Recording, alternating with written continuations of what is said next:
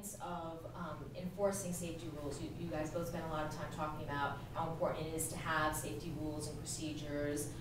So what things do you need to do to enforce those rules in terms of making sure that workers are doing what they're supposed to do and taking appropriate steps when workers aren't following their training? Well, I mean, I would put it this way, that prosecutors from across the country, not just prosecutors, but judges themselves sort of have this set of reasoning that is sort of circular in the sense, you know, of the worker, if they would have been properly trained, wouldn't have made this mistake.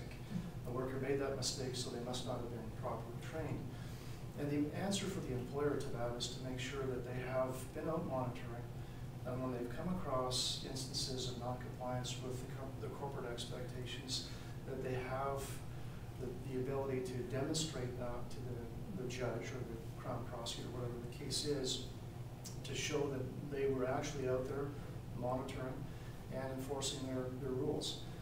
And that's one of the best answers that an organization can actually have to that incident where their worker makes a mistake or doesn't follow the corporate rules.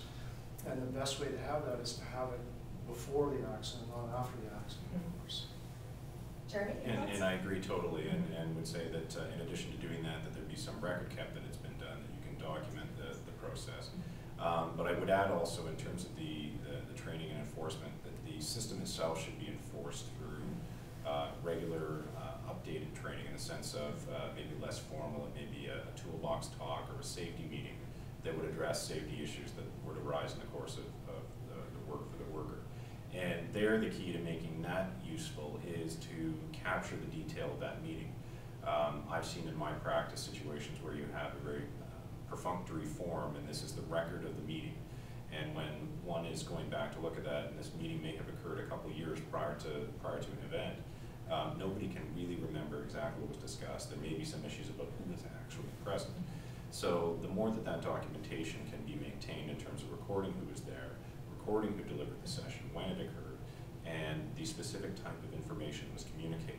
Not just better it can be is not just a bullet point about we discussed fall protection. Right. It might be we discussed fall protection, in particular these particular subtopics under that heading.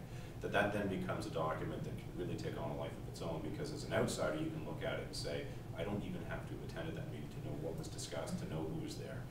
So you're not trying to fill in this gap simply by people stretching their memories and trying to remember what occurred.